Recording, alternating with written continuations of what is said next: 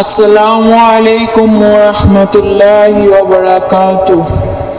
ওয়ালাইকুম আসসালাম ওয়া রাহমাতুল্লাহি ওয়া বারাকাতুহু। আজকে আমরা শিখব বাংলা 12 মাসের নাম। বৈশাখ, বৈশাখ, জ্যৈষ্ঠ, জ্যৈষ্ঠ, আষাঢ়, আষাঢ়, শ্রাবণ, শ্রাবণ, ভাদ্র, ভাদ্র, আশ্বিন, আশ্বিন, কার্তিক, কার্তিক, অগ্রহায়ণ, অগ্রহায়ণ, পৌষ, পৌষ, মাঘ, মাঘ, ফাল্গুন, ফাল্গুন, চৈত্র, চৈত্র।